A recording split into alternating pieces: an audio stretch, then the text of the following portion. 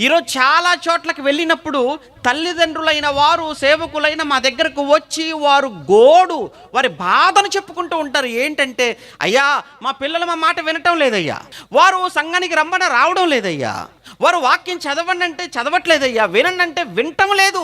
వారు కూడా రక్షణలోనికి రావాలి, వారు కూడా ప్రభువుని తెలుసుకోవాలి, వారు కూడా రక్షింపబడాలి, వారి కోసం ప్రార్థించండి అని ఎంతో మంది తల్లులు, తండ్రులు, ఆ సంఘ కాపరులు కూడా ఎందరో చెప్పుకోవటం మాకు తెలుసు. ఒకసారి మీ గురించి మీ తల్లిదండ్రులు యవనస్తులైనటువంటి బిడ్డలుగా ఒక్కసారి ఇక్కడ ఉంటే మీ గురించి మీ తల్లిదండ్రులు ఆనందంగా ఉన్నారేమో, మీ విషయంలో మీ తల్లిదండ్రులు లేదా బాధతో ఉన్నారేమో మీకు తెలుసు. కళ్ళ ముందు కనబడుతున్న తల్లిని తండ్రిని ఆనంద పెట్టలేని నువ్వు, నీ బ్రతుకు కనిపించని ఆ దేవుణ్ణి సంతోష పెట్టగలదు అని నువ్వు అనుకుంటున్నావా యవనస్తుడా? ఒక్కసారి నువ్వు ఆలోచించు. నీ వేషం ఎలా ఉంది, నీ భాష ఎలా ఉంది, నీ ప్రవర్తన ఎలా ఉంది, నీ ప్రేమ ఎలా ఉంది, నీ విశ్వాసం ఎలా ఉంది, ఇవన్నీ ఎలా ఉన్నాయో ఒక్కసారి నువ్వు ఆలోచించు. యవనంలోనికి వచ్చేటప్పటికి, యవనలో అడుగు పెట్టేటప్పటికి, యవన వయసులో శరీరములో పుట్టే ఎన్నో ఆలోచనలు, ఎన్నో ఆశలు, ఎన్నో కోరికలు, అవి నీ జీవితాన్ని ఛిద్రం చేసి, నీ జీవితాన్ని పాడు చేసి, నీ జీవితాన్ని ఆఖరికి కన్నవారికి కాకుండా, సమాజానికి కాకుండా, ఆ దేవునికి కాకుండా నిన్ను నాశనానికి నడిపిస్తాయి ఆ కోరికలు.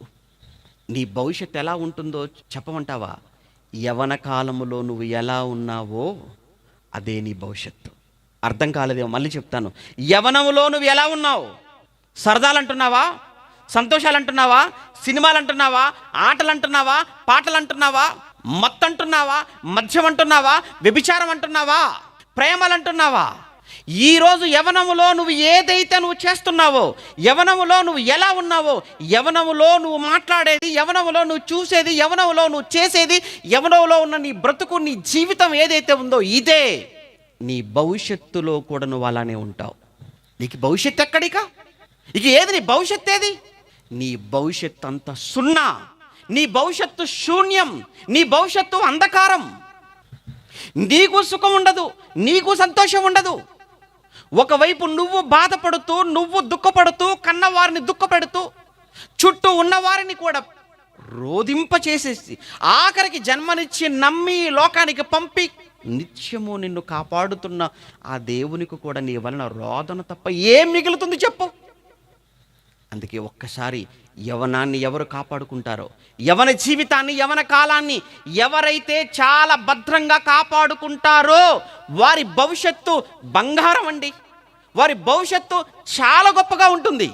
మళ్ళా చెప్తున్నాను, యవన కాలములో ఈ యవన కాలాన్ని మీరు ఎవరైతే చక్కగా సద్వినియోగం చేసుకుంటారో, యవన కాలంలో ఎవరైతే భయభక్తులు కలిగి ఉంటారో, యవన కాలంలో తల్లిదండ్రులకు ఎవరు లోబడతారో, తల్లిదండ్రులు ఎవరు ప్రేమిస్తారో, ఎవరు సన్మానిస్తారో, పెద్దలను ఎవరు గౌరవిస్తారో, దేవుని పట్ల భక్తి కలిగి, భయం కలిగి, సంఘం పట్ల ఆసక్తి కలిగి, సంఘ కార్యక్రమాలలో ఎవరైతే యాక్టివ్గా పాల్గొంటారో వారి భవిష్యత్తు ఒకలా ఉంటే, వీటికి భిన్నంగా ఉన్నవారి భవిష్యత్తు మరోలా ఉంటుంది.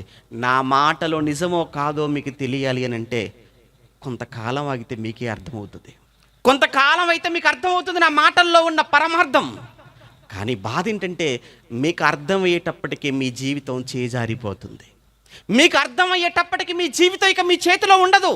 అప్పుడు ఎంత బాధపడితే ఏంటి, ఎంత ఏడిస్తే ఏంటి, ఎంత రోధిస్తే ఏంటి? బైబిల్ చరిత్రలో ఏశావు అనేవాడు ఆఫ్టర్ ఆల్ ఒక్క పూట భోజనం, ఒక్క పూట భోజనం, కళ్ళ ముందు ఎర్రగా కనబడుతున్న ఆ చిక్కుడుగాయ కూరను ఆశపడి తనకున్న విలువైనటువంటి తన జ్యేష్ఠత్వపు హక్కును ఆ భోజనము కొరకు అమ్ముకొని, ఆ తర్వాత మరలా పోగొట్టుకున్న దానిని పొందుకోవటం కొరకు వచ్చి కన్నీళ్లు పెట్టుకున్నాడట, ఏడ్చి రోధించాడట. కానీ తిరిగి దాన్ని పొందుకోలేక చేజారిపోయింది. ఒక్కసారి మీ జీవితం మీ చేతిలో నుంచి చేజారిపోతే మరలా మీ జీవితాన్ని మీరు తెచ్చుకోలేరయ్యా.